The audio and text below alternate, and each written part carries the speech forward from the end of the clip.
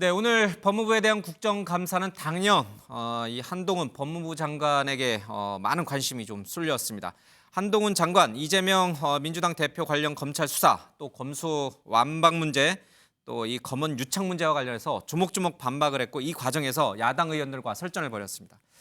먼저요, 이재명 대표 관련 수사 그리고 이 검수 완박과 관련된 한동훈 장관의 얘기 들어보겠습니다.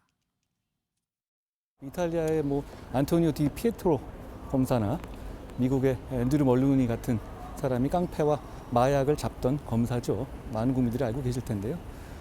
저는 묻고 싶습니다. 도대체 왜 검사가 깡패와 마약을 수사하면 안 되는 거죠? 도대체 정상적인 정치인이라면 검사가 깡패, 마약 수사하는 걸 두려워할 이유가 없다고 생각합니다. 거기에 일선 민생 사건을 처리해야 되는 검사와 수사관들을 다 이런 정치와 관련된 탄압 수사에 동원하고 있다라는 제보가 있어요. 그거에 대해서는 뭐라고 답변하시겠습니까? 전혀 사실이 아니고요. 사실이 일단 아니다. 검수완박을 해놓으셨기 때문에 민생을 직접 수사하기가 참 어려워졌다는 점을 다시 한번 호소드리고 싶고요. 그리고 이게 지금 기존에 있었던 검수완박과 무슨 상관이 있습니까? 민생 수사에서 자, 기본적으로 그림 지금 다섯 마약 번째 수사라든가 PPT 이런 거 한번 투약 같은 거 못하게 띄워주실까요? 해놓으셨잖아요. 예, 한동훈 법무부 장관이 국감 출석 전 또 이 국감 도중에 있었던 얘기 좀 들어봤습니다.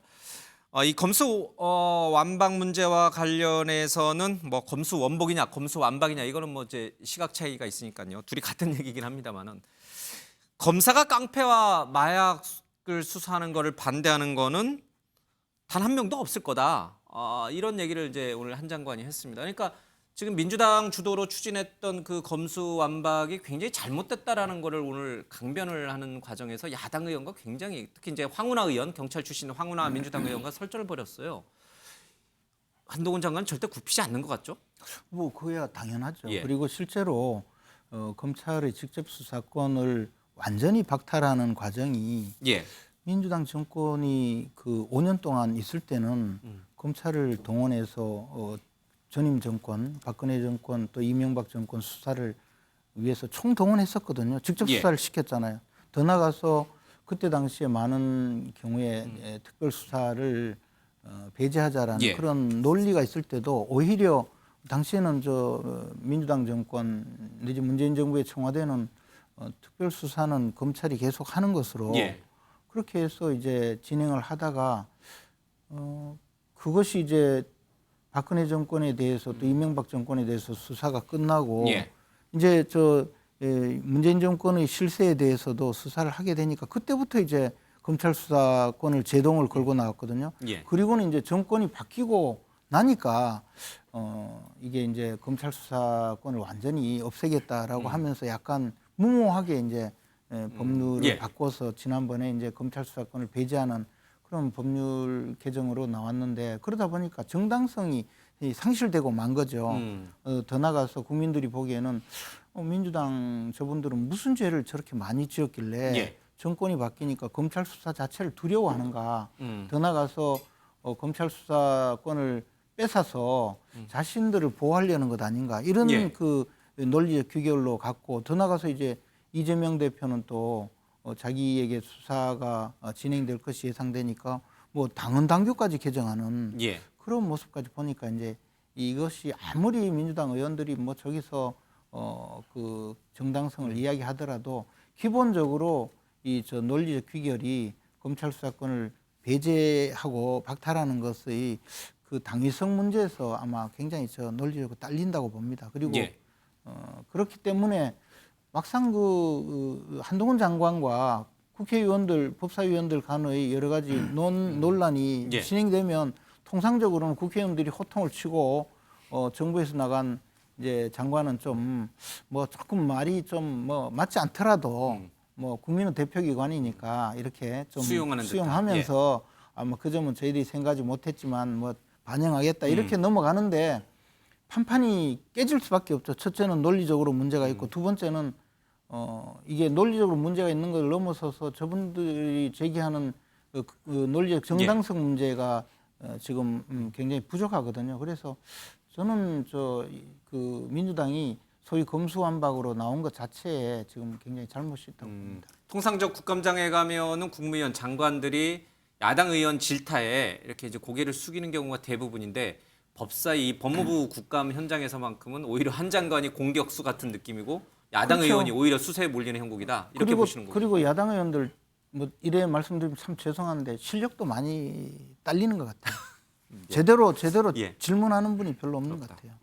김영주 의원님, 네. 뭐 야당 의원님들 실력이 좀 부족해 보인다라고 말씀하시는데, 이제 그럴 만한 뭐 그 원인 제공을 했죠. 없지 않아. 뭐 예. 이모를 뭐 이모라고 했다든지 뭐 예. 그런 과정들이 있었기 때문에 그걸 완전히 부정할 수는 없습니다만 그런데 민주당이 정말 잘 못하고 있는 것은 예, 검수완박이라고 하는 프레임 자체를 계속 정당화하고 있다는 겁니다. 사실 예. 실제로 민주당은 과정이 우습게 됐습니다만은 최종적으로 통과된 법안 자체는 윤진표 의장이 통과한 법안은 검수완박 법안이 아니에요. 완전 박탈이 아니거든요. 예. 어쨌든 등이라는 분들은 붙어 있고 주도를 누가 했느냐 떠나서 시행령을 통해서 예. 경제범죄, 부패경제, 부패범죄 또한 수사할 수 있도록 해놓은 거죠. 예. 이제 그런 상태에서 계속적으로 왜 말하자면 검수완박을 추진했다는 공격을 당하고 있는지 저는 이해가 안 됩니다. 실제로 검수완박을 하지도 않으면서 예. 실제로 결과적으로도 검수완박 법안을 만들지도 못했어요. 완전 박탈된 게 없지 않습니까? 다 살아났잖아요. 등으로 살아났고 또 실제로 시행령을 통해서 완전히 말하자면 그 검사들이 예. 말하자면 수사할 수 있는 여지를 다 만들어진 현상에서 질의가 되고 반박이 돼야 되는데 왜 한 장관이 하는 저런 공격에 대해서 무방비 상태로 당하고 있는지 저는 이해가 안 돼요. 우리 김영주 의원께서 현역으로 다시 복귀하면은 한동훈 장관 아니, 실제적으로 반박할 수- 검수완박이라고 하는 프레임에 계속 갇혀 있는 거예요, 민주당이. 사실은 그 자체 한번 창피하면 되고 왜냐하면 통과된 법안 자체는 검수완박 법안이 아니거든요. 그 얘기를 민주당 법사위원들한테 좀 해주시지 그러셨어요. 참 그런 면에서 저는 참 답답하다는 생각이고요. 계속 예. 저 말도 안 되는 논리를 그냥 수세적으로 당하고 있다는 게 저는 이해가 안 돼요. 아니 저는 제가 보기에는 예. 민주당의 입장에서는 이 검찰 수사권 자체를 온 국민들이 부정적으로 생각한다는 이 그런 선입견이 있는 것 같아요. 그래서 검찰이 수사를 못하게 검찰 수사권을 뺏으면 국민들이 박수 칠 거다라는 그런 예. 전제가 있었기 때문에 검찰 수사권을 완전히 박탈하지 않았는데도 우리가 검찰 수사권을 완전히 박탈하는 성과를 거뒀다. 이렇게 오히려 그 선전을 하고 있는 거죠. 그러니까 그 민심과 동떨어진 판단이죠, 민주당 자체가 사실은. 왜냐하면 지금 일선적으로 보십시오. 경찰들이 너무 많은 하중 때문에 수사를 해내지를 못해요, 사실은. 예. 그러니까 시뮬레이션을 해도 그건 무리한 목표였고 그런 의미에서 지금이라도 민주당이 상당히 그런 면에서 정리할 건 정리하고 받아들이고 예. 새롭게 공격할 포인트를 찾아야 된다. 그렇게 생각합니다. 예. 이 밖에도 이재명 대표의 이 수사와 관련해서 야당은 정치 보복 수사다라고 이제 얘기를 하고 있고요. 한동훈 장관은 민주당 경선 과정에서 불거진 일을 검찰이 수사하는 건 당연하다. 이상한 보복 프레임으로 싸지 마라. 이제 이런 얘기를 하고 있습니다. 아울러서 한동훈 장관과 전임 장관이었던 박범계 민주당 의원의 만남도 눈길을 끌었습니다. 영상 보겠습니다. 우리 범죄예방정책국의 이제 인원 증원이 안 됐어요. 그 행안부 이제 좀 관심이 당깁니까? 들어가 있습니다. 자세를 더 이렇게 하시는 들어가 거니까 있습니다. 뒤로 이렇게 예. 하고 계시다가 예. 자 이제 구미가 좀 당기시는 모양. 예, 관심이 있습니다. 특별수사팀 있지 않습니까? 신속수사팀. 예. 거기가 굉장히 지금 경무에 시달리고 있어요. 그렇습니다. 그것을 같이 함께 협업으로 예. 좀 한번 설득할 용의가 계셔요? 지금 그러고 있고요. 저 위원 아니, 그러니까 당연히 의원이 이렇게 물어보면 예, 예. 의원님 그렇게 좀 해주십시오. 예, 의원님. 예. 하는 게 예의지. 그렇게 하겠습니다. 지금 예. 그러고 있다는 게 그게 말이죠. 아까는 국회가 알았습니다. 도와주시면 하겠습니다 했더니 예. 근데 그죠? 그 돼 왔을 때 국회에서 생각이 계세요? 물론입니다. 제가 장관 할 때도 참 안 들어줍니다. 그러나 법사위가 함께 협업을 하고 장관님께서 의지를 갖고 계시면 이거 통과할 수 있어요. 더군다나 실세잖아요. 그건 아닙니다만 제가 아니 의지를 갖고 있습니다. 실세가 여러 종류가 있어요. 그러니까 꼭 그렇게 좋게만 말하지 마세요. 이걸 못하면 실세가 돼요. 그래서 행안부 장관도 실세잖아요. 그죠? 그러니까 우리가 같이 힘을 합쳐가지고 이 인원을 늘리자. 효과가 지금 상당한 건 아시잖아요. 있습니다. 좋습니다. 자, 세 번째. 이거 오늘 잘 맞네요, 그래도. 예. 그러니까 우리 장관님 구미에 맞는 것은 잘 대답을 해요. 그런데 좀 이렇게 정권에 부담되거나 이런 거는 또 이렇게 자세도 이러시고 좀 이렇게 괜히 딴 말씀하시고 그래가지고 제가 보기에는 좀 더 무겁게 예. 이렇게 좀 의원들이 말씀하시는 건 좀 무겁게 받았으면 좋겠다. 박범계 의원이 한동훈 장관의 이런 야당 의원 질의에 답하는 태도, 그러니까 과거 이제 뭐 대정부 질의 때도 마찬가지고 이 문제와 삼았는데 잘 맞네요라는 표현을 쓰셨습니다. 이제 오늘 두 분이 좀 케미가 맞았나 봐요? 케미가 맞았다기보다는 예. 말씀하신 것처럼 지금까지 한동훈 법무부 장관과 민주당 의원들이 격돌을 벌일 때마다 예. 민주당이 좋은 성과를 내지 못한 측면이 분명히 있는 거죠. 그러면서 이제 적어도 자세와 태도, 준비 이런 데에 대한 많은 문제제기가 있었던 것 같고 예. 그런 것 때문에 방식을 좀 바꾸신 것 같은데 제가 볼 땐 저렇게까지 방식을 바꿀 필요가 있나 생각이 드는 거예요. 전 기본적으로. 왜냐하면 민주당이 이 소위 검찰 수사권 분리 법안이라고 하는 건 예. 대선 총선 공약이에요. 공약사항을 이행한 거예요. 그다음에 국회에서 어떤 형태로든지 통과가 된 거예요. 그럼 국민을 대의한 국회에서 예. 다수의 투표에 의해서 통과된 법률이에요. 이 법률을 시행하지 않고 있는 법무부 장관이 문제인 거예요. 예. 그때부터 법무부 장관이 매우 잘못하고 있는 거죠. 좀 그러면 이 부분에 대해서 좀 질타를 해야 되는 거죠. 그러니까 2021년도에 상당한 박탈은 문제가 있는 거고 이번에 박탈은 문제가 없는 거고 문제가 더 많은 거예요? 딱 박탈 당했던 거잖아요. 지금까지 계속. 예. 이유는 뭐겠습니까? 지금까지 존재해왔던 검찰의 방식대로 수사를 하게 되면 항상 인권 유린이 발생하게 되고 권력에 빌붙어가지고 예. 문제를 일으키더라. 그러니 방식을 바꾸자는 거잖아요. 그러면 민주당 의원이 방식을 바꾸는 문제를 제기했었어야죠. 예를 들면 부패, 경제, 수사 문제와 관련해서 당신들이 계속 갖고 싶다고 얘기하는데 문제가 있다. 중대범죄수사청을 만들어라. 그걸 만들어서 검찰 중에서 진짜 깡패, 마약 잡고 싶은 분들은 그걸로 가셔라. 그럼 되잖아요. 그다음에 예. 기소하고 싶은 분들은 남아서 검찰에 남아 계셔라. 그것도 싫고 다른 수사할 분들 경찰로 가셔라. 이런 얘기를 하면서 저희 민주당이 처리한 법안에 대한 미래를 말씀하셔야 되는데 예. 그 말씀을 안 하시고 좀 다른 데로 가시잖아요. 박범계 의원이 그 본질을 잘 모르시고 엉뚱한 걸 얘기했다 이런 뜻이군요. 아니, 그러니까 좀 그런 뜻은 아닌데 그러니까 예. 민주당이 제가 볼 때는 한동훈 장관과 과거에 어떤 격돌을 벌였던 과정에서 그 트라우마 같은 게 있는 것 같은데요. 너무 저자세로 나갔다. 트라우마가 이런 뜻인가요? 있으면 잘 준비하셔가지고 제대로 싸우시면 되는 건데 저렇게 하면 뭔가 좀 저번에 이렇게 생각하지 않을까요? 저건 좀 제가 좀 약간 좀 구차해 보이긴 해요. 구차하다는 표현까지 쓰셨습니다. 알겠습니다. 오늘 한동훈 장관과 관련해서 이 야당 의원들 질의 가운데는 이른바 윤석열 차에 대한 의견을 묻는 질의도 있었습니다. 들어보겠습니다. 만평 하나 보여주시기 바랍니다. 칼을 들고 있는 검사가 김건희 여사 뒤에 서고 있습니다. 고등학생까지 이런 칼을 들고 있는 검사 그림을 그리게 되었는지에 대한 반성 어린 좀 의견을 좀 보여주세요. 법무부 장관으로서 표현의 자유는 넓게 보장되어야 한다고 생각합니다. 풍자와 혐오의 경계는 늘 모호하지 않습니까? 근데 그럼에도 불구하고 저는 다만 이 그림 보면서 이런 혐오나 증오의 정서가 좀 퍼지는 것 자체는 반대합니다. 그런 차원에서 저는 이게 표현의 자유에는 들어가지만 제가 심사위원으로서 상을 줘서 이런 것을 좀 응원하거나 그러지는 않았을 것 같습니다. 제가 그 정도 말씀드리겠습니다. 제가 여쭤본 건 그게 아니고요. 왜 이 고등학생이 김건희 여사 뒤에 칼을 들고 있는 검사의 모습을 그렸느냐라는 걸 여쭤본 겁니다. 풍자의 영역으로 그린 거라는 거 아시지 않겠습니까? 이건 그림이니까 그림 그대로 보는 대로 시각대로 그림이잖아요. 보시면 될 것 같습니다.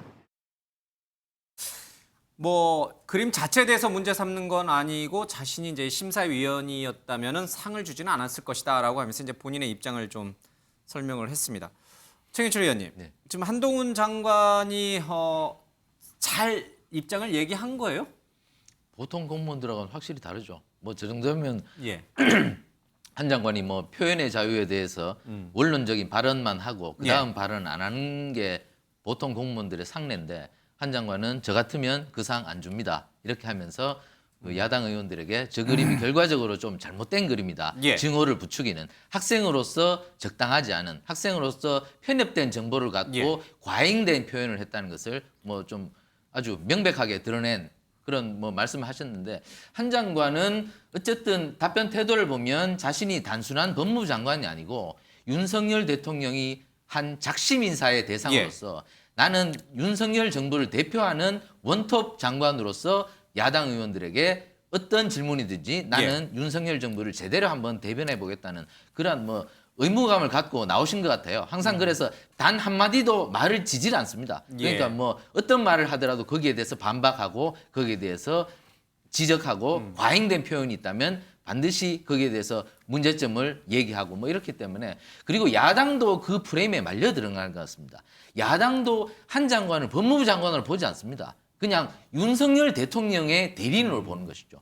그렇기 때문에 자꾸 과잉 질문이 가고 그때마다 야당이 불리한 지경으로 자꾸 빠져드는 것이죠. 예. 그렇기 때문에 야당은 전 한동훈 법무부 장관을 법무부 장관으로 봐야 한다. 그리고 법무부 장관으로서 국익에 이바지하는 제대로 된 업무를 하는지를 파악해야지 자꾸만 윤석열 대통령을 공격하기 위한 프레임에 빠져들어서 그 도구로 자꾸 쓴다면 계속 늪에 빠져드는 것이 아닌가.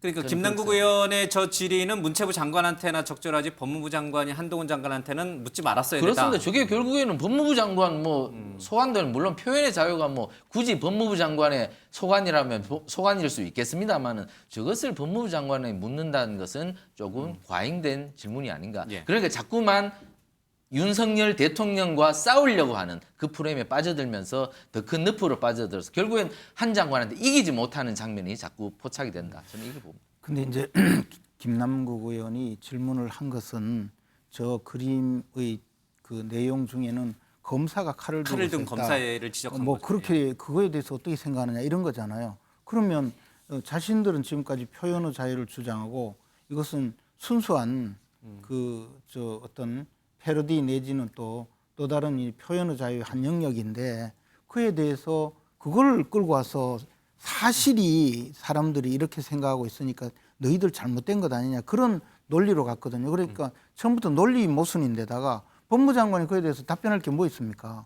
아니 그거 저 표현의 자유로 봐주세요 할 수밖에 없거든요. 애당초 질문 자체가 굉장히 좀 적절하지 못했다. 잘못된 질문인데다가 질문을 해서 법무장관이 하등 그에 대해서 그 답변에 궁지에 몰릴 이유가 없는 그런 답변이거든요. 그래서 법무장관이 오히려 자신의 지적인 그 수준을 뽐내면서 의원을 약간 좀 예. 가르치려 드는 그런 질문이죠. 저는 저 최근에 민주당 의원들이 한동훈 장관을 상대하는 것이 대부분 저런 형태로 가고 있고 예. 또 하나는 뭐 검수완박이든 형사 절차 전반에 대한 것이든 지식이 부족하면서 한 장관을 상대로 윽박지르려고 하니까 예. 계속 당하는 그런 예. 상황이 반복되고 있다고 봅니다.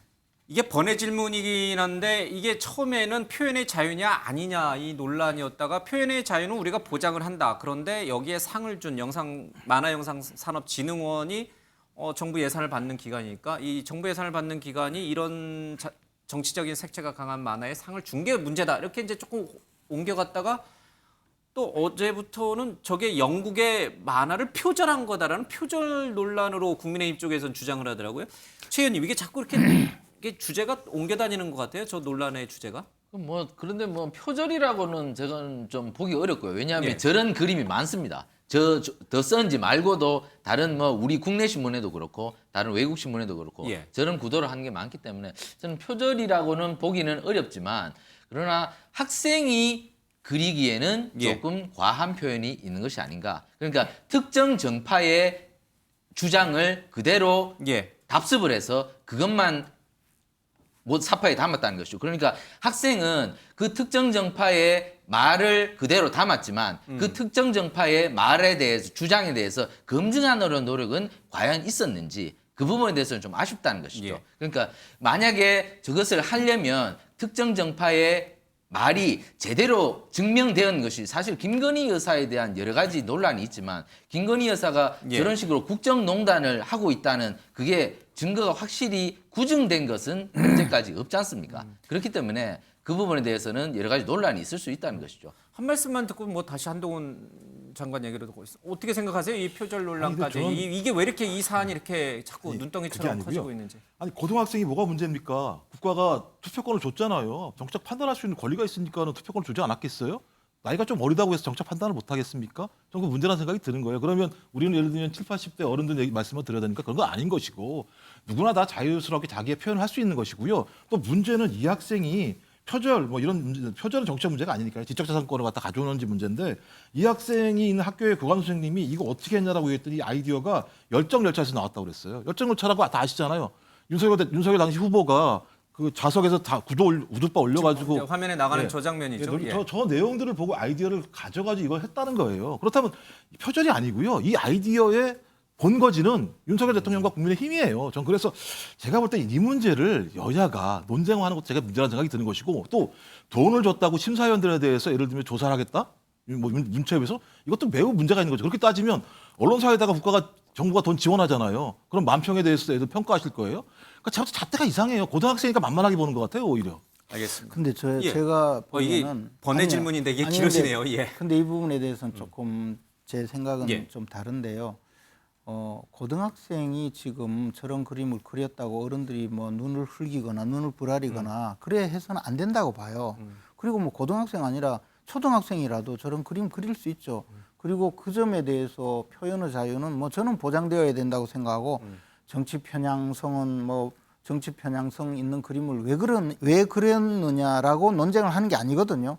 이제 상을 준 부분에 대해서 그 상을 줄 때 이런 정치 편향성 있는 그림을 왜 상을 줬느냐, 이것도 저는 논리가 안 된다고 봐요. 근데 그 내부적으로 정치적으로 문제가 되거나 정치적 논란이 되는 그 작품에 대해서는 처음부터 선정하지 않겠다는 그런 내규가 있는데, 그것을 심사위원들한테는 알리지 않고 심사위원들이 그냥 자유롭게 선정을 하든, 또는 뭐 심사위원들이 뭐 좀 더 정치 편향성 있는 예. 작품을 선정을 했던 건 둘째 문제이고, 그 과정에 대해서 문화체육관광부가 문제 제기를 하고 운영의 그 운영의 잘못을 지적한 것인데, 이것을 야당에서 표현의 자유를 침해했다고 오히려 끌고 간 거죠. 저는 그 점은 굉장히 그 초점이 잘못되었다고 봐요. 그리고 알겠습니다. 한 가지 더 말씀드리면, 표절 문제도 그것은 뭐 정부에서 직접 왜 표절 있는 표절을 한 작품을 선정했느냐, 이것도 지금 논란을 벌이는 것은 아니거든요. 근데 정치인들이 저거 표절이다 이렇게 이야기하고 있는 거죠. 예. 알겠습니다. 그럼 다시 이제 본류로 좀 돌아오겠습니다. 한동훈 장관 얘기하다가 이제 이 번외 질문이 좀 길어졌는데, 한동훈 장관에 대해서 때리면 때릴수록 커진다라는 얘기가 참 많습니다. 여론조사를 보니까요, 이게 뭐 특정 국민의힘 지지층 외에 전체 여론층에서 보면은 지금 여권에 좀 1위를 달리고 있는 게 이제 유승민 의원이고, 거의 한동훈 장관하고 좀 비슷비슷해요, 그렇죠? 갑자기 대선 주자급이 됐어요. 그리고 저거를 조금 더 좁혀가지고 국민의힘 지지층으로 좁히게 되면은 결과가 또 달라져요. 한동훈 장관이 1등이고 그 뒤로 홍준표, 오세훈으로 가게 됩니다. 그러니까 이 보수 또 국민의힘 지지층 내에서는 한동훈 장관이 굉장히 유력한 대선 주자로 올라서 있고, 이걸 여론조사에서 빼달라고 요청하지 않느냐는 야당 의원 질의에 한 장관은 그럴 생각이 없다, 이제 이렇게 얘기를 하셨어요. 그렇죠? 그러면 더 오히려 논란이 되니까. 이게 지금 이렇게 정치인으로 이제 완전히 급성장한 건가요? 뭐 어쩔 수 없이 국민들의 인식 속에서 이미 대선 후보 중에 한 사람으로 각인되고 예. 있고, 또 예를 들면 기호를 붙여서 1번, 2번, 3번, 4번이 아니라 예. 예컨대 무형으로 그냥 질문했을 때 저런 답이 나오는 것에 대해서 한 장관도 얘기했다시피, 내가 그렇게 나오는 답 자체를 막을 수 있는 방법이 어디 있겠냐, 그게 더 촌스럽다, 이렇게 얘기를 했거든요. 다만 지금 현재는 아직까지 사실 올해 초 대통령 선거가 있었어요. 그렇기 때문에 지금 현재는 국민들이 보기에는 그 다음이 누굴까, 제일 이렇게 최근 들어서 물망에 오른 어떤 사람 중에 한 사람으로 떠오른 거고, 이게 매우 이성적인 답이다라고 말할 필요도 없는 거고, 실제로 2년, 3년 지나서 여러 가지 개인이 갖고 예. 있는 각각의 리스크가 극복이 돼야지, 그래야 진짜 어떤 저게 의미로서의 적합도가 있죠. 이거는 그냥 생각나는 대로 나오는 것이고, 그런 의미에서 한 장관이 지금으로서는 야당의 도움으로 큰 부상을 하고 있다, 그렇게 봐야 되겠죠. 윤석열 대통령도 야당의 도움으로 대통령 된 거잖아요. 아니 그런 부분을 이어갈 수 있으니까 민주당이 정신을 차려야 되겠죠. 알겠습니다. 자, 오늘 국감 현장에서는 또 다른 일도 있었습니다. 특히 이 해양수산부 국감에서는요, 이 서해 공무원 피격 사건과 관련한 논란이 좀 있었습니다. 영상 보겠습니다. 고인이 올북했다는 말을 한 일이 없습니다. 이게 이제 해수부장으로 하려면 공무수행 중 사고라는 것이 입증이 돼야 되고, 아니 여러 가지 정황이 알 것 같으면은 이게 고의에 의한 근무 지탈이 분명한 겁니다. 마치 공무원이 직장에서 근무하다가 근무 시간 중에 도망쳐 나와서 딴 데서 땀 뻘쩍거리 하다가 사고를 당해 죽은 경우도 똑같이 이게 마치 공상으로 인정하자는 것과 마찬가지 이야기입니다. 뭐 비유하다가 그러신 것 같은데 뭐 순직 여부를 하는데 뻘짓거리 하다가 하는 것까지 뭐 부상을 치를 수 있냐는데 그거는 정정을 하시는 게 맞다. 표현이 조금 그거는 정정을 하시는 게 맞는 것 같아요. 예. 고의に뻘쩍거리 하다는 것이 아니고 예를 들면 그런 용어가 들어갔다면 그 부분은 다시 수정해서 말씀하신 걸로 그렇게 했으면 좋겠습니다. 네, 소병훈 위원장은 다시 수정해서 말씀하시는 걸로 그렇게 했으면 좋겠다 이렇게 언급을 하셨습니다만 이제 내뱉은 말은 이미 영상이 남아 있기 때문에 수정이 안 됩니다. 예. 이거 돌아가신 분을 해양수산부 장관장으로 그러니까 해수부 장으로 장례를 치르는 게 맞느냐? 비유를 들었는데 근무 중에 도망쳐서 뻘짓거리하다가 사고가 났는데 이거를 공상 처리해서 해수부장으로 치른 거랑 마찬가지다라는 이제 이게 주철현 의원의 얘기였습니다. 표현이 좀 부적절하다고 보십니까? 뭐 표현은 조금 뭐 거친데요. 어쨌든 그 지금 문제가 지금 이 사건의 당사자인 그 해수부 공무원이 그랬다는 것은 아니고 예. 해수부 공무원이 아직 그 공무 수행 중에 그 어떤 비극적인 최후를 맞이한 것이 아닌데 해수부장으로 하는 것이 적절하냐 하면서 이제 그런 비유를 든 것 같아요. 예. 그래서 뭐 일견 뭐 조금 이제 그 생각할 여지는 있는데 그러나 지금 이 사안은 어쨌든 우리나라 공무원이자 국민이 북한군에 의해서 피살된 사건이거든요. 그런 사건이고 상당히 문제가 되고 있고 또 예. 유가족이 있는데 뭐 비유를 들더라도 저런 정도의 비유를 드는 것은 저는 좀 굉장히 부적절하다고 생각을 해요. 우리가 이제 과거에 그리고 이제 해수부 장으로 예. 해양수산부의 장으로 장례를 치르는 문제도 단순히 뭐 업무 수행 중에 그렇게 비운의 목숨을 잃은 예. 분뿐만 아니고 우리가 이제 과거에 뭐 세월호 사건 같은 경우에도 이 그 어떤 희생자들의 죽음의 의미 또 사회적인 그 어떤 그 애도하는 분위기 이런 것으로 해서 거의 뭐 국가장 수준으로 장례를 치렀거든요. 예. 그리고 추모 공원도 만들고. 근데 이제 해수부 공무원의 경우에는 사실은 그동안 과연 저 월북인지 아닌지 불분명하거나 월북으로 볼 증거도 없는데도 월북이라고 국가에 의해서 예. 사실은 그 이미지에서는 명예상으로는 명예가 타살되다시피 했던 그런 분위기 때문에 지금 이 사실을 바로잡는다는 의미에서 해수부에서 장례를 치르겠다는 뭐 그 정도의 의미인 것 같은데 거기에 대고 뭐 뻘짓이니 뭐 그런 비유를 들어가면서 좀 잘못된 언사를 하고 나오는 것은 뭔가 이 좀 심사가 뒤틀린 것 아닌가 그런 생각이 듭니다. 부적절한 비유라고 하는 그 비판에 대해서는 혹시 다른 견해를 갖고 계십니까? 부적절한 부적절하죠. 발언이죠. 그거는 다 같이 예, 발언이죠. 이제 문제 핵심은 그런 거죠. 그러니까 우리 국민의 생명에 대해서 국가가 어떻게 지켜줬는가에 대한 문제를 지금 거론하고 있는 거잖아요. 좀 그렇다면 이런 과정들은 매우 진지해야 되는 거죠. 특히 국회라고 얘기한다면. 근데 거기서 어떤 형태로든지 뭐 뻘짓이란 얘기는 상상을 초월하는 용어이기는 합니다. 근데 이제 문제는 이제 해수부장 할 것인가 말 것인가의 문제인데 유족들이 바라는 건 명확한 명예회복을 하길 바라는 거지 않겠습니까? 예. 그러면 지금 조사와 수사가 진행되고 있는 상황이잖아요. 예. 전 이것들에 대해서 좀 명확히 좀 확인했으면 좋겠어요. 그리고 정 안 되면 전 여야가 SI 정보라도요. 서로 좀 비공개로 봐서 정확히 실체가 뭔지를 알아야 되는 거죠. 그러니까 아주 예를 들면 애매한 상황에서 해수부장을 했을 때 이것도 좀 문제가 있어서 저는 확실하게 실체적인 사실들을 파악하고 난 다음에 명예가 회복되면 당연히 해수부장을 하는 데 대해서 여야가 문제제기 하겠습니까? 저는 그런 절차를 거친 다음에 하면 전 아무 문제가 없을 거라고 생각을 합니다. 알겠습니다. 자, 다음 이슈로 가보겠습니다.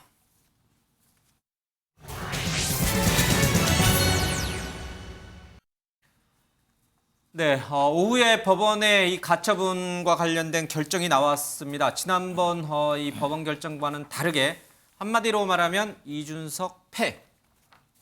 이렇게 해도 과언은 아닐 것 같습니다. 그렇죠? 뭐 완벽한 패죠. 완벽한 패다.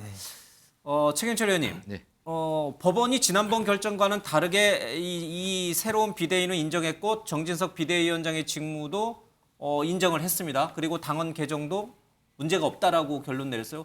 그렇게 판결을 한 이유가 있을까요?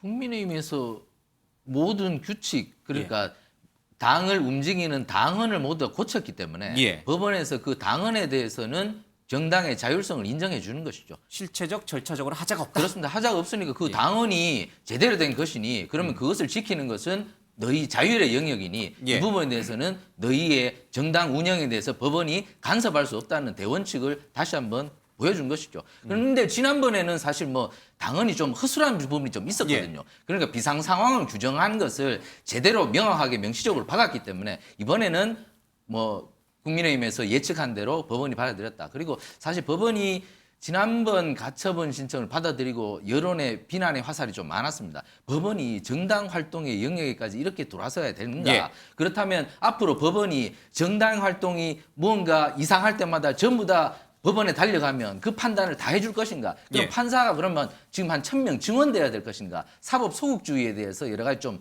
얘기가 있었습니다. 그런 여론도 많이 감안하지 않았나. 어쨌든 법원은 뭐 사필 기정이라고 오늘 국민의힘에서 얘기했습니다만은 좀 늦은 정의는 있었습니다만은 사법부는 아까 제가 말씀드린 사법 소극성의 원칙 그리고 보충성의 원칙 예. 이런 부분에서 정당의 자율성을 앞으로도 좀 존중하는 그런 경향이 좀 자리 잡는 계기가 됐으면 하는 것이 저희 바람입니다.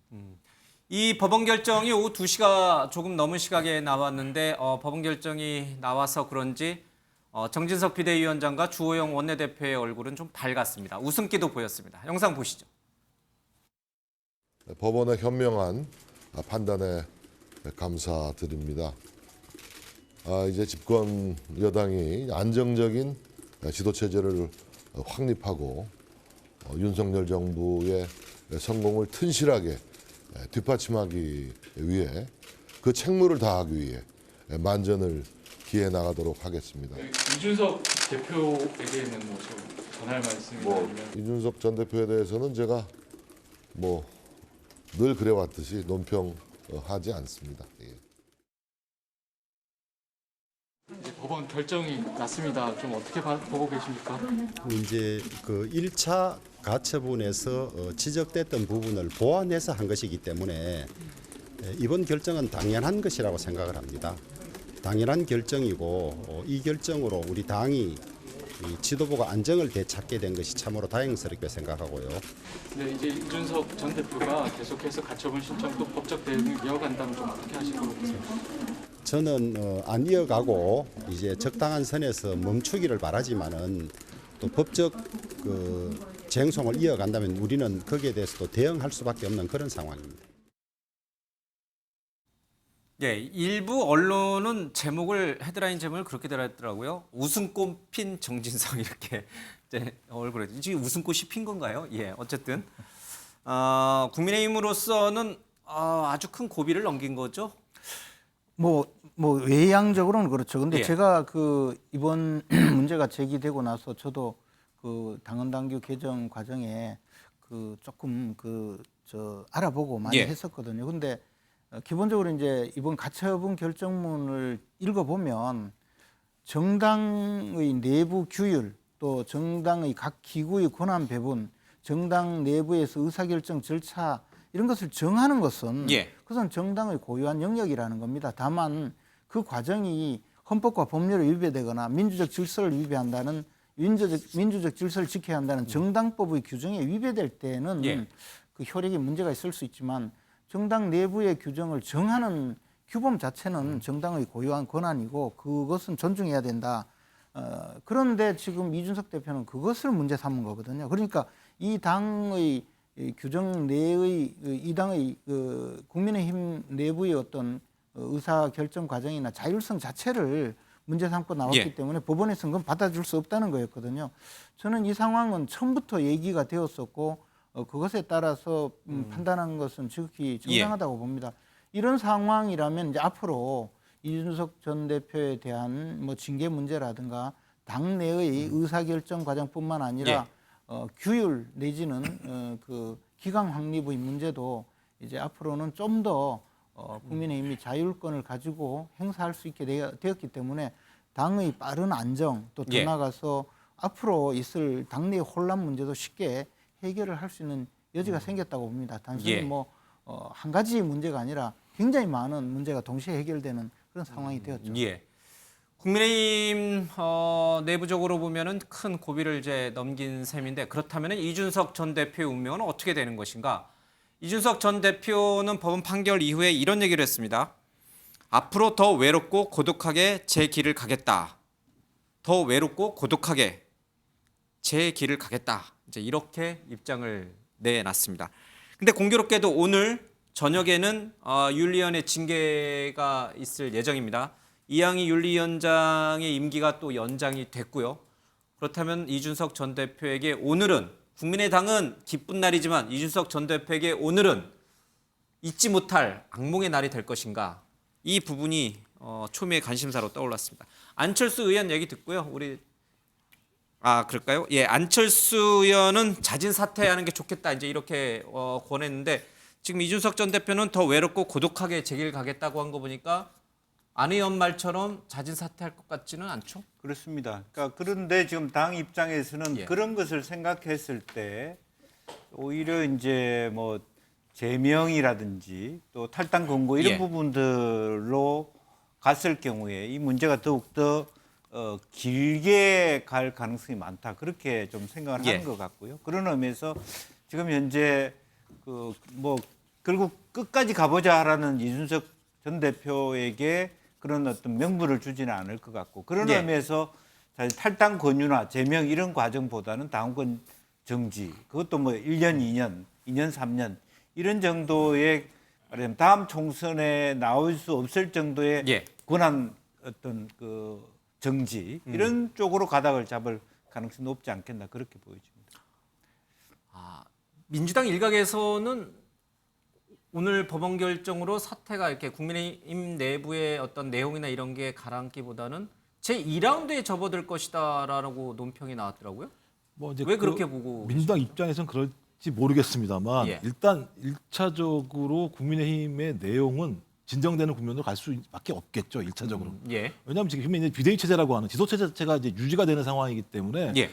비대위 차원에서 어떤 형태로든지 국민의힘의 모든 권한들을 계속 행사할 수 있는 측면들이 분명히 있는데 예. 문제는 1승 1패라는 거예요. 뭐 예를 들면 뭐 이번에 완벽하게 승리했다고 볼 수 없는 건 이미 그 이전의 것들에 대해서는 법원에서 그것이 부당하다고 평가를 했던 것이고 이번에는 당원을 바꿔서 했었기 때문에 비상 상황으로 인정을 한 거죠. 예. 좀 그렇기 때문에 이 부분과 관련해서 아마도 이준석 당대표 같은 경우는 끝까지 탈당하지 않고 내부에서 당의 혁신이라는 기치를 들면서 저는 새로운 방향들을 만들어낼 거라고 보는 거죠. 좀 그렇다면 당 내부에서 이준석이라고 하는 이 코어가 존재하기 때문에 항상적으로 어떤 사안마다 이번에도 마찬가지입니다만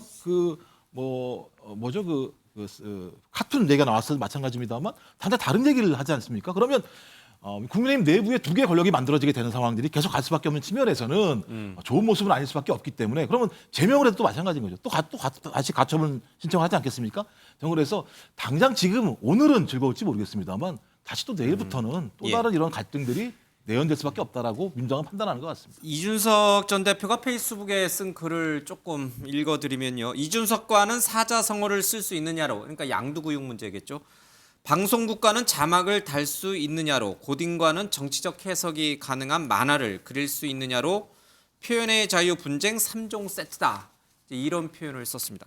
최경철 의원님, 이쯤 되면은 어떻게 국민의힘과 이준석 전 대표가 같이 갈 수 있나요? 아니면 이제는 정말 더 이상은 같이 갈 수 없나요? 이 3종 세트 얘기까지 나왔습니다.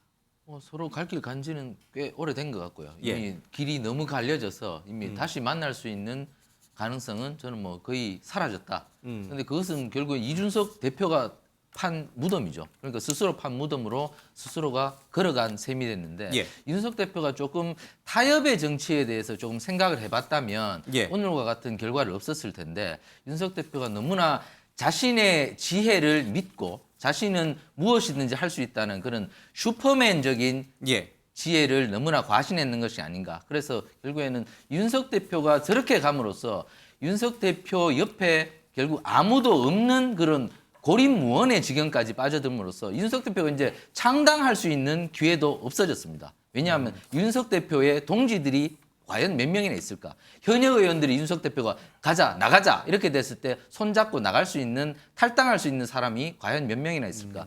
이준석 대표는 지금 고립무원의 지경에 처했는데 지금이라도 조금 다른 태도를 취한다면 뭐 기회가 있겠습니다만 이준석 대표의 평소 스타일로 봐서는 그럴 가능성도 별로 없다. 이준석 대표는 계속 여론전을 하겠지만 결국 정치 무대에서 조금씩 잊혀져 가면서 이준석 대표가 굉장히 어려운 정치적 지경으로 빠져들지 않을까 그런 걱정이 듭니다.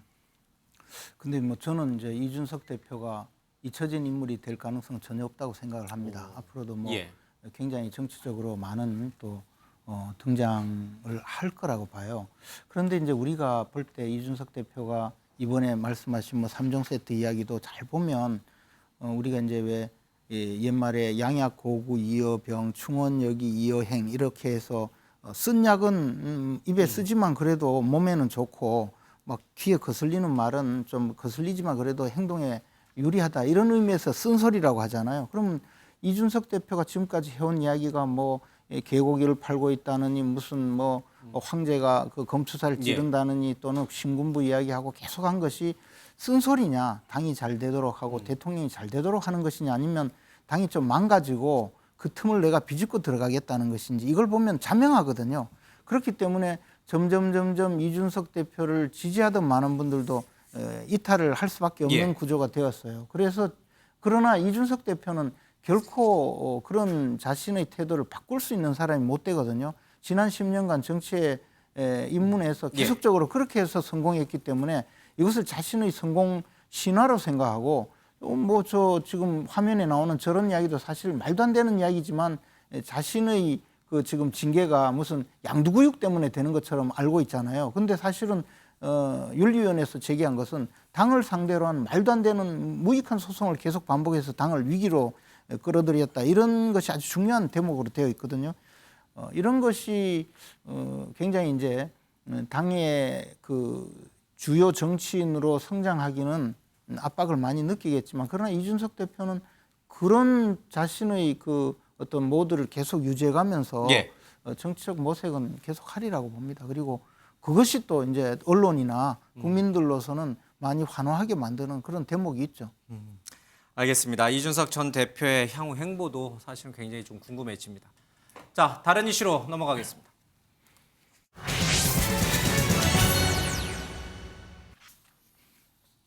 이관섭 대통령실 국정기획수석과 유병호 감사원 사무총장 간의 문자, 그것도 의도되지 않은 노출로 인해서 큰 파장이 있었죠. 오늘 아침 출근길에 윤석열 대통령에게도 기자들이 당연히 이걸 물어봤습니다. 그리고 오늘 이 법사위 국정감사 현장에서도 이게 논란이 됐습니다. 먼저 윤 대통령 얘기 들어보겠습니다. 그래서 저는 뭐 무슨 문자가 어떻게 됐는지는 잘 모르겠습니다만은 감사원은 소속은 대통령 소속으로 돼 있습니다. 그렇지만 업무는 대통령실에서 관여할 수 없도록 헌법과 법률에 돼 있고, 언론 기사에 나온 뭐 이런 그 업무와 관련해 가지고 그 어떤 문의가 있지 않았나 싶은데요. 하여튼 뭐 감사원 업무에 대해서는 관여하는 것이 그 법에도 안 맞고, 그리고 그런 무리를 할 필요가 저는 없다고 생각합니다. 그 정도 관여할 만큼의 시간적 여유도 저는 없는 것으로 생각합니다.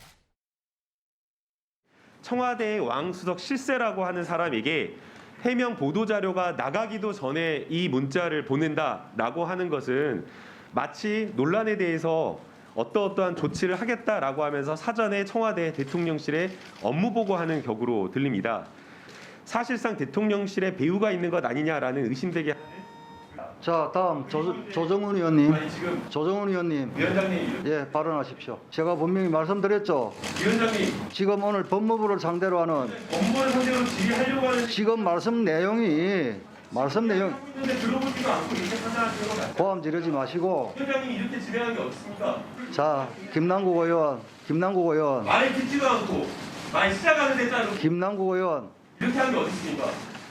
문재인 전 대통령이 서해 공무원 피살 사건 관련해서 감사원의 서면 조사 요청을 받고 대단히 무례한 짓이라고 했습니다. 그 앞에 무엄하다, 라는 말이 붙지 않아서 다행입니다만 지금 왕조 시대에 사는 듯한 태도가 대단히 유감입니다. 이것은 김남국 의원 때문에 제가 기록을 남겨야 되기 때문에 하는 것입니다. 지금 위원장님이 진행하시는 이 방식을 납득하기 어려운 의원이 저 혼자만은 아닐 것입니다.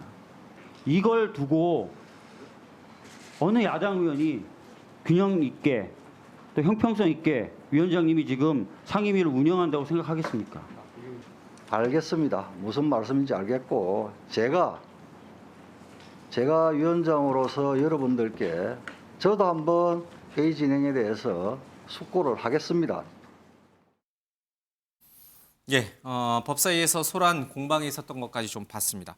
박지원 전 국정원장은 이런 얘기를 했습니다. 이 유 사무총장이 이간섭 청와대 왕수석에게 보고를 한 것은 대통령실에 다 보고하는 것이다. 대통령한테 보고하는 것하고 똑같다. 근데 이제 앞서 들었지만 윤 대통령은 그런데 관여할 시간적 여유도 없고 굳이 그럴 필요도 없다. 뭐 이렇게 이제 딱 잘라 말했습니다. 네.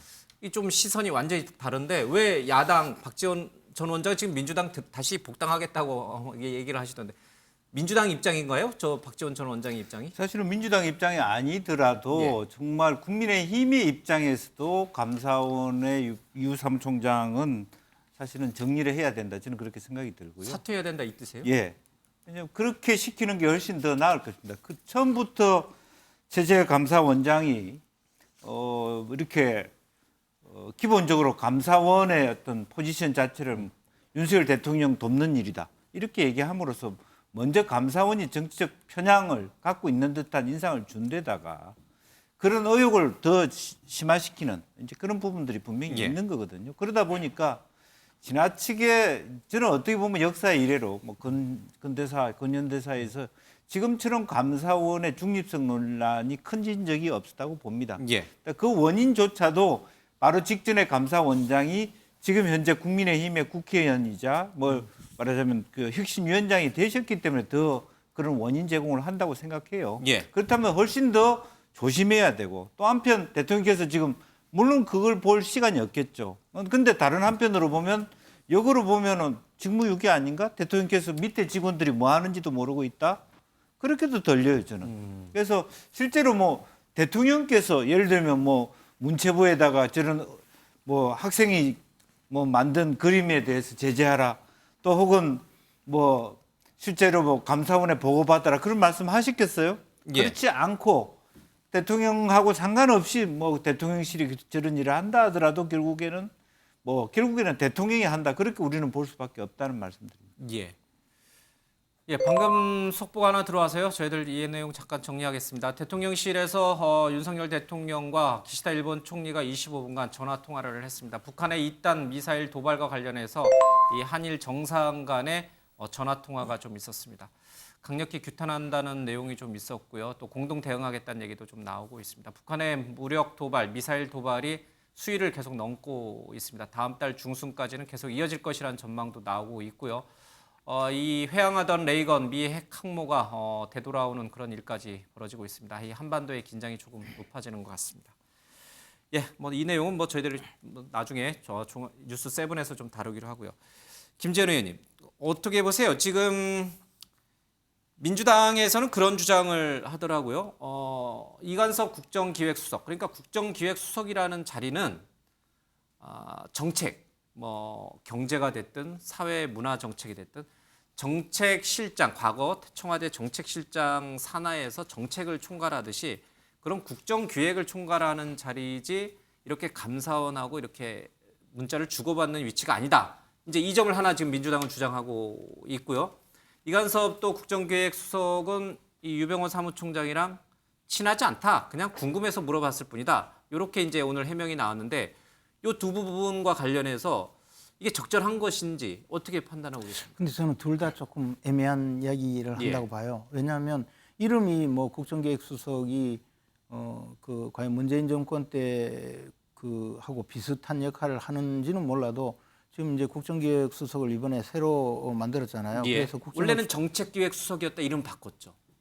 아니요, 새로 만들었죠. 예, 만들면서 이제 이름이 국정기획수석으로 최종 그런데 확정이 이제 됐죠. 예, 국정 전반을 전부 다 총괄하도록 이렇게 좀 지금 왜냐하면 청와대에 정책 조정 능력이 없다고 해서 맞아요. 만들었기 예. 때문에 지금 상황에서 대통령실의 가장 중요한 어떤 그 관심사 중에 하나가 국회에서 벌어지고 있는 국정감사 아니겠습니까? 예. 그리고 그 점에서도 또 이제 그 감사원에서 감사하고 있는 것이 단순히 감사원은 뭐 일상적인 감사가 아니었고 그것이 이제 전직 대통령을 조사하느냐 마느냐의 문제였거든요.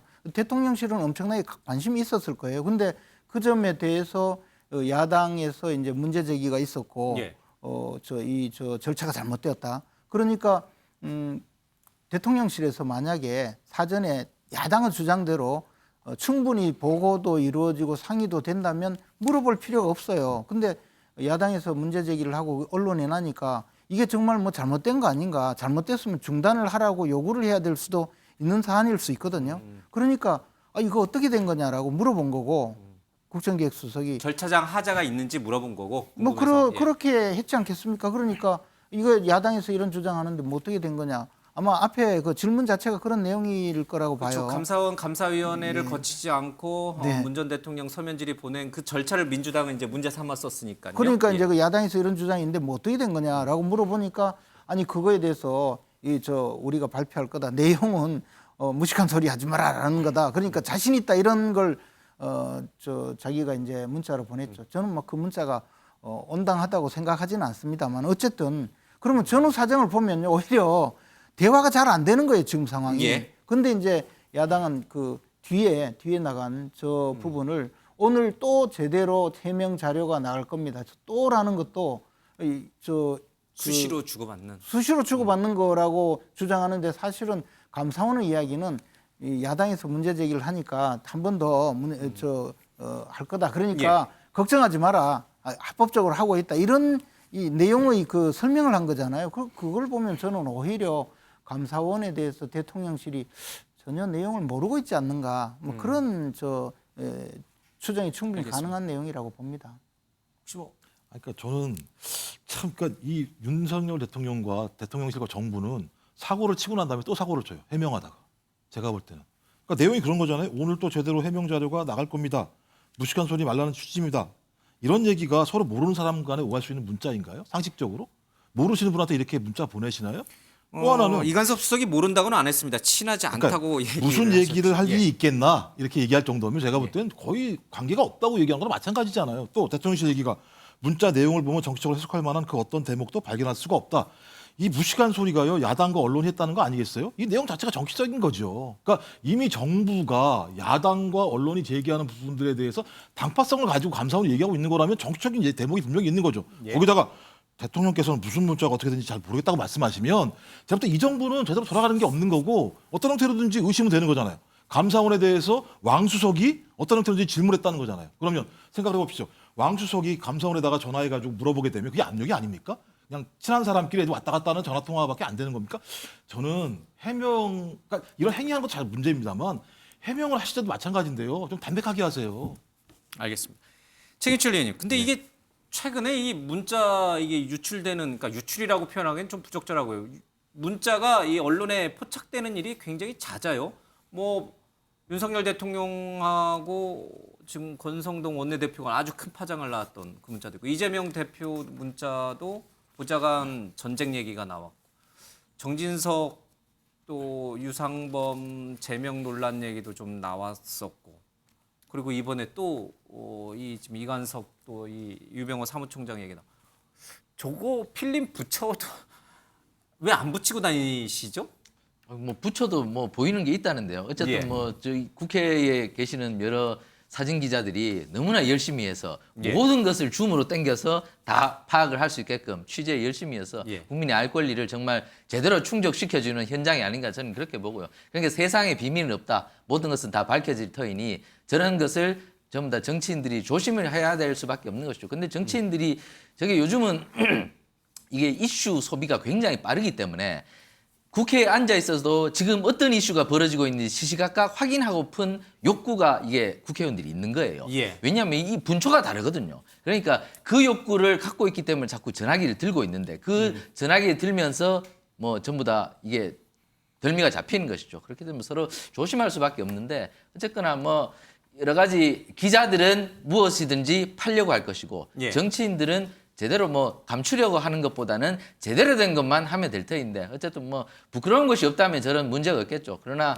저는 뭐 사실 감사원 사무총장의 문자는 사실 문제가 있다고 봅니다. 공직자로서 그것은 별로 적절치 않은 행동이다. 그것이 더구나 또 기자한테 발각될 정도로 그러니까 지금 문재인 정부도 그렇지만 윤석열 정부도 공직자들이 조금 더 옷깃을 좀 세우고 정신 차리는 좀 노력도 필요할 것 같다. 저는 이렇게 좀 충고를 좀 드리겠습니다. 보안 필름 붙이셨어요, 우리 최 의원님? 저는 의원이 아니라서 뭐죠. 의원이 아니어서 굳이 붙일 필요가 없다. 예. 예. 보안 필름을 붙여도요. 네. 각도에 따라서 옆에서 이렇게 보면 안 보이는데 정면에서 보면 보이거든요. 등 뒤쪽에서 이렇게 이제 예. 멀리 줌으로 근데 지금 해보면. 저기 보면 보안 필름을 붙이진 않은 것 같은데 그 아마 그 굉장히 많은 그 사진을 촬영을 해서 그 중에서 정말 그 이슈가 될 만한 것을 공개해서 그렇지 공개되지 않은 또 내용도 엄청 많을 겁니다. 이야, 그렇군요. 네. 어쨌든 국민들은 알지 말아야 할 불필요한 정보까지 아는 것인지 아니면 꼭 알아야 될 정보를 저렇게라서도 알게 되는 것인지 뭐 어떤 쪽인지는 시청자 여러분들께서 판단을 해보시면 될 것 같습니다. 자, 다음 김용호의 유감으로 가겠습니다.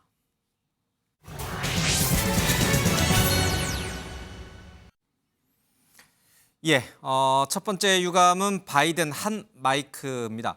바이든 미 대통령이 또 욕설을 했어요. 이거 방송 카메라 돌아가는 거 모르고 얼마 전 우리 윤석열 대통령도 그런 똑같은 얘기를 했다가 논란이 아주 크게 일었고 그 논란이 아직도 이어지고 있는데 바이든 대통령은 저게 첫 번째도 아니고 지금 벌써 한 두 번째죠. 기자에게 욕했다가 사과했고 오늘 똑같이 욕을 했습니다. 어떻게 보세요? 이제 대통령들의 욕은 이제 필수가 돼버린 건가요? 영상 한번 보고 직접 우리 김영주 의원 얘기 듣겠습니다. Thank you.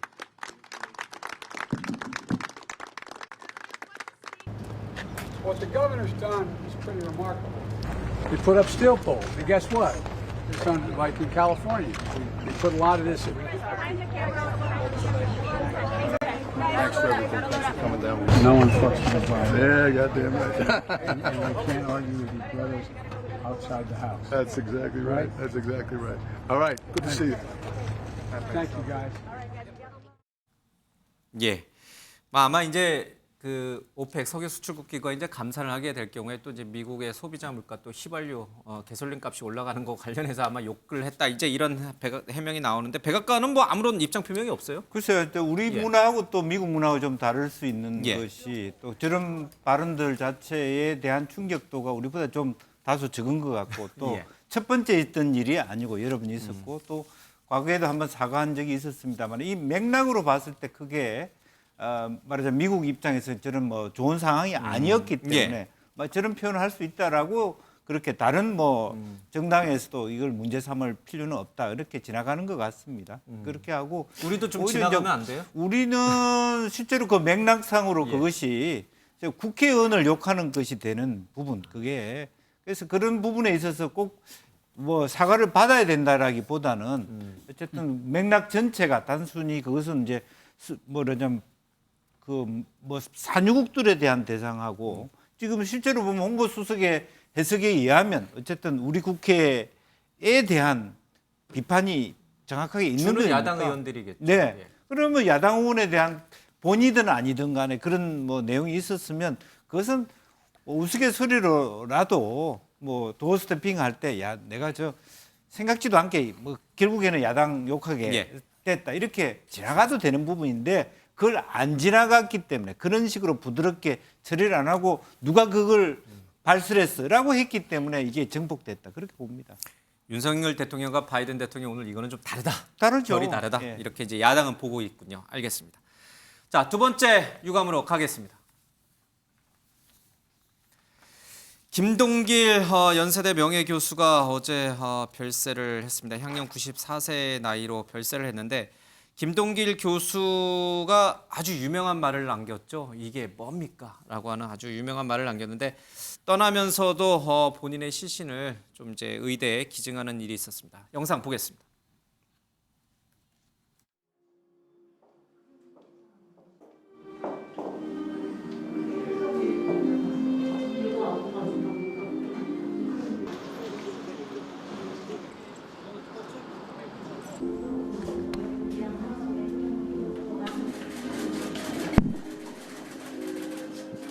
언제나 사회의 경종을 울려주시고 또 우리에게 바른 길을 제시해 주셨던 분이 김 박사님이시고 그런 김 박사님을 기리고 추모하기 위해서 기본적으로 되게 어려운 문제니까 안 돼요. 이 나라는 뭡니까 이게? 대한민국은 자유민주주의를 해야 성공한다 그거예요. 장례도 치르지 말아라.